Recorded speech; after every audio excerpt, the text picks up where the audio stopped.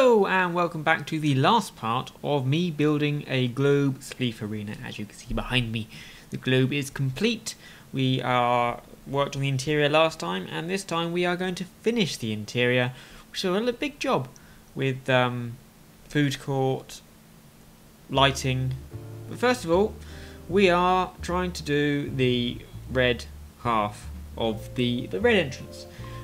This took many times doing it. Tima couldn't count, and the floor level of this has gone up and down, up and down, up and down, up and down, until I think this is the final chart. This is finally correct.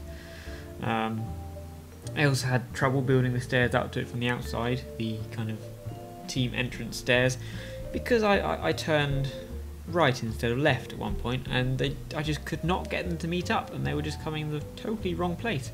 It was ridiculous, mainly because I'm an idiot, but there we go. So yeah, it's just lowering the floor down to the correct level. Oh, getting this done was a relief, because it's so long. Such a simple thing, just copying another build from just the other side of the arena, yet we got it wrong so many times. But there we go, that's life. There we go, all finished. The floor anyway. And just finishing off one more block there, and we're done. And just putting the carpet down, make sure it's the same as the other side. Symmetry is everything. Timo logged out for some reason. Flying back across, minding the purple pillar.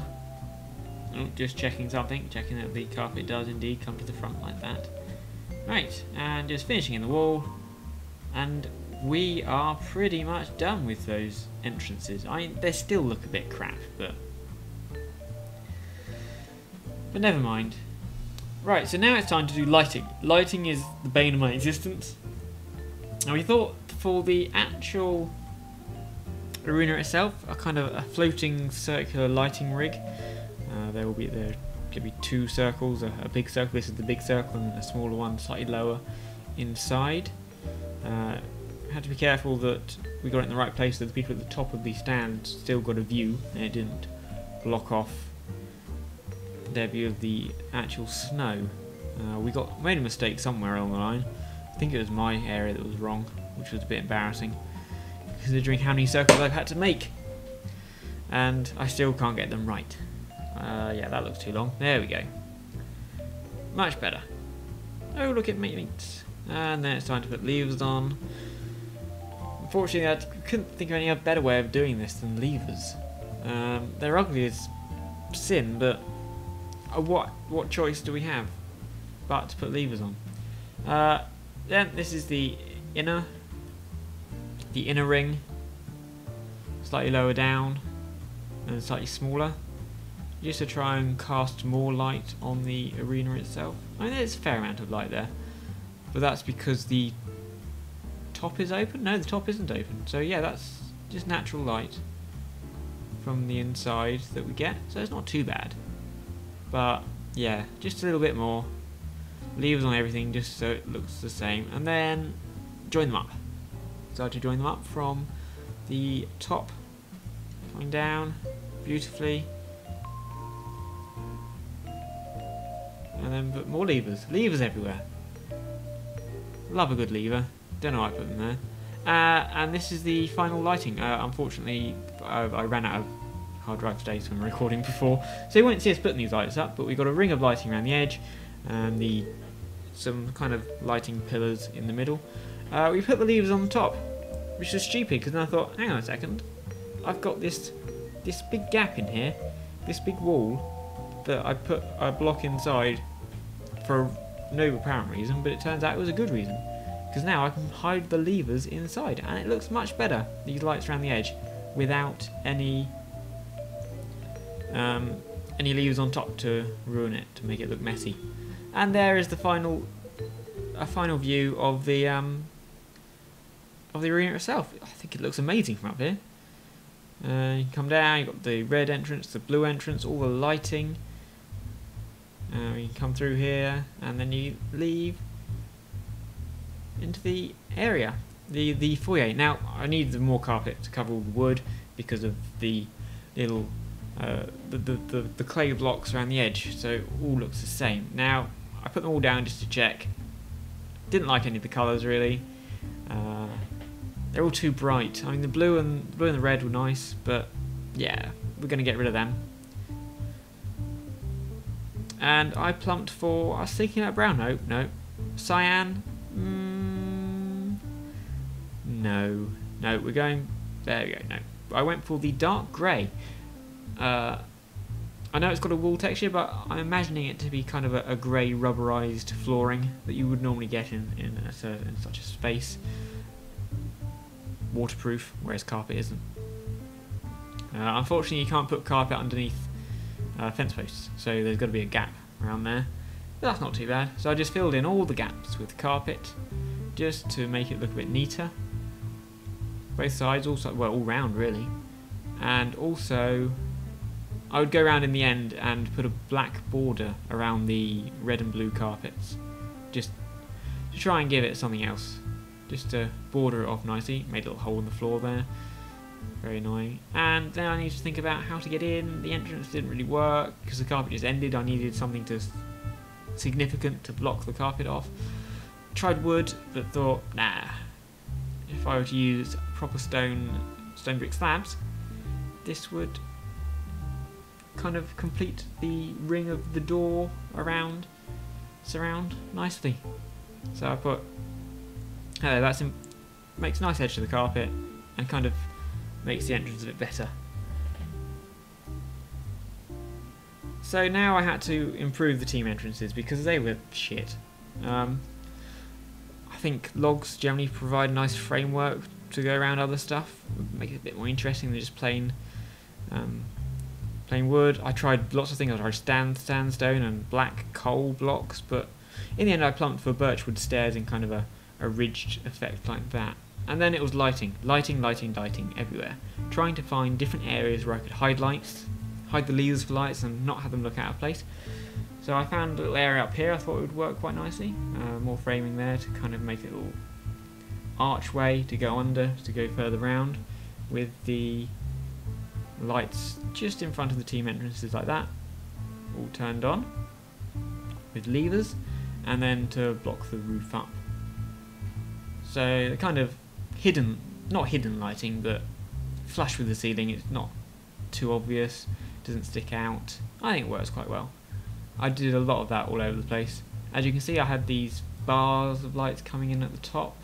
My lamps, street lights, kind of lamps that I built in the last episode, dotted around, and a matching team entrance to the red. Then I thought I could put some more lights up here, just on top, but ooh, be careful because you don't want to knock out the arena seating. So put some more lights in here,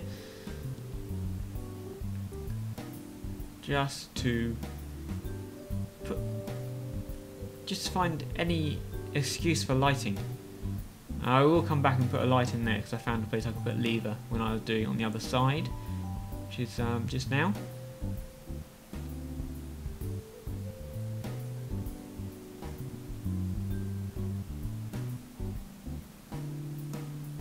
There we go. There, you see, I'll put a lever in there, and then it goes onto the side, and I'll do it properly.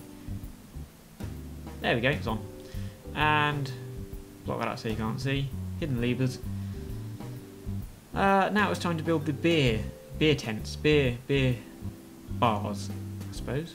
These I have two, one either side of the team entrances. It's just a simple oak wood frame with a bar in front, and then obviously it gave me space to put some lighting.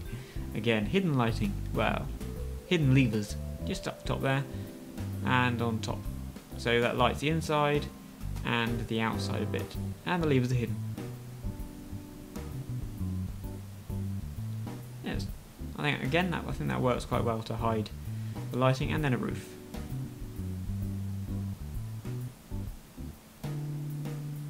Like so.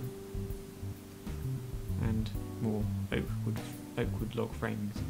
And that is the, wait for it, beer! Perfect. Beautiful. Now, I also worked out that I could put lighting underneath the, turning off the lighting above, underneath the ring wall around the edge. So I had a ring of lighting on the bottom and a ring of lighting on the top, which was all very exciting. It's like a halo around the inside and outside.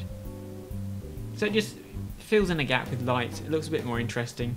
Again, I could hide the levers in various places, so it didn't show up too much. I can't jump, and kept making holes in the wall. But there we have it, a nice ring of lighting. I've got lighting on top of the beer thing. I've got low level lighting in the walls where I could fit it. I've got the high level lighting in the ceilings. Alright, now it's time to go to the back. Because there's this big area at the back, and I was going to build a food court, or food, not really a food court, just a hot dog stand basically. There's also room for 2 stalls for merchandise, maybe t-shirts or team kits for whoever's spleefing, a red kit and blue kit, and other merchandise. Now these were, again, using the birchwood steps for the walls, just to be a bit more interesting than oak. Built the pillars down both sides. It's very central. Has to be central. Has to be symmetrical. And on top of here is where the food stall is going. So it's raised up above the main foyer level. Again, making another floor, as I love. And the actual food stall is going at this end. The other end was going to be some stairs. So it was framed in oak as ever, like so, and then just much like the beer stalls, still need some lighting because it's dark up here. Minecraft lights don't really go very far, and the light's there. Now it's time to look at the edge, try and make the edge come to the edge. That doesn't make any sense. This was the side that I built the steps, so there's a lot of spare blocks lying around that weren't structurally integral.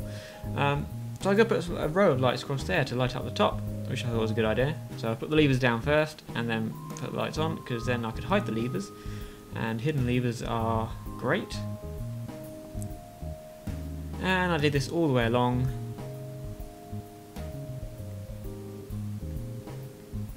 So I have a nice row of lights there, and then I used the same levers and put the lamps underneath, so then I could have lights underneath, lighting the way under the kind of arch area, the lowered area, and just covered up the ceiling to make it look neat. Now I had to have steps obviously to get up there, so on the side that didn't have the food stall I just put 2 lines of oak wood steps going up to the top, and filled it round it like that, and then put the frame up on either side, and more beechwood step wall there, that side. So now you go up there into the food area. Oh, that wasn't symmetrical, so I had to get rid of that. And now I wanted some chairs and tables, so fence posts for tables. And I started with pressure plates as the tabletops, but no, I ended up using something different. And I wanted a long bar kind of table across this end, because in this sort of place there's more people in chairs. People don't really sit down at this kind of place, so the idea was to have like bar tables you can stand up at. And then I put carpet down just to cover all the mess. And then I decided that black carpet actually made quite a good tabletop, much better tabletop than pressure plates, so I used that instead. Now the bottom, these are the first of the merchandise stalls. So I had to put more oak wood framing in. Just use oak there instead of the birch wood, because inside here is more tables and chairs. Lighting, obviously, important. I can hide it even more. Fantastic. And then across the back, another strip of lighting with hidden levers.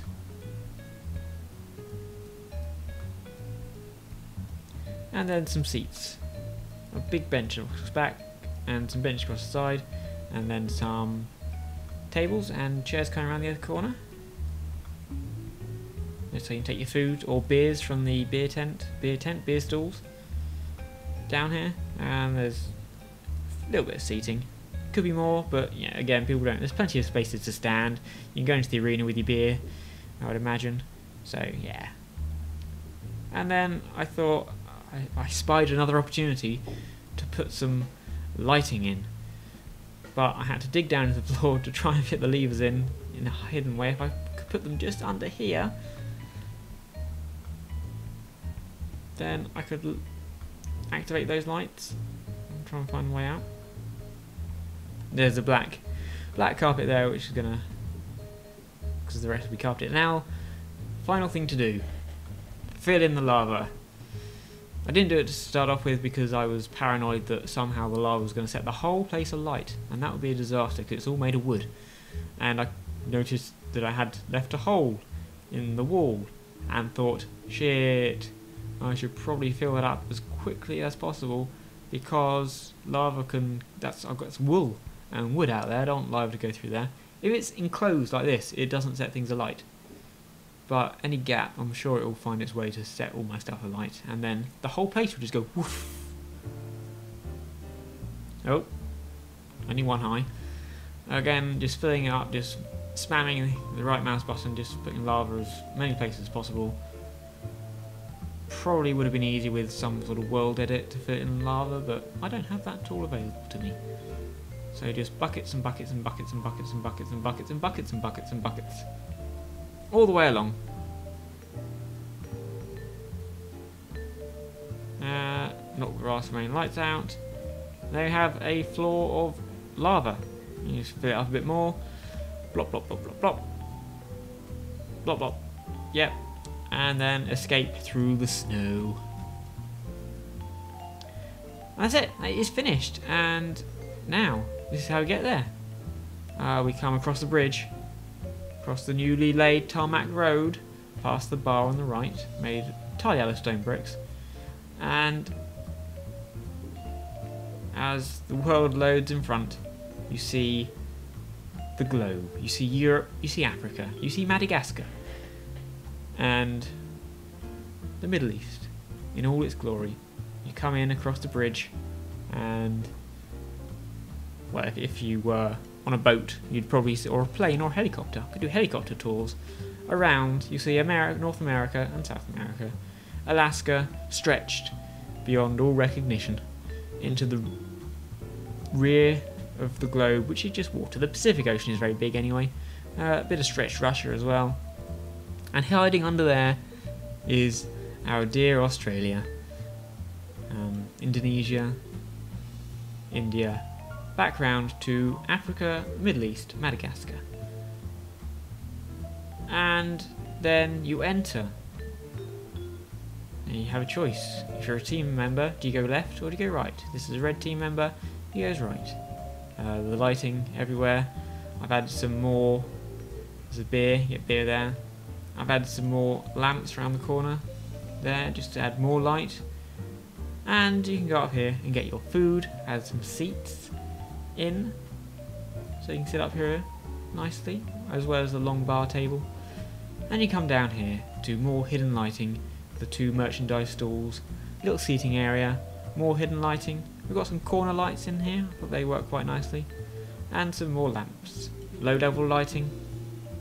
And now if you're a blue team member, you go in here with yet more lighting your way up to your team entranceway. And then you enter the arena with all its lighting. I'm just amazed by all the lighting. And look up and see the inside, back to front, but the inside of the globe. You're in the middle of the arena for spleefing. And you're up. You've got Cassiopeia, Cygnus, Orion, and of course the Plough and Polaris. And again, my favourite view of the whole thing from the top. The two sheds. Still not happy, but they'll do. There's been carpet put inside the arena as well, just to make it easier to walk around. And then you come down to the lava view area, with more carpet again and more lamps. There's the lava bubbling away. Bubbling away.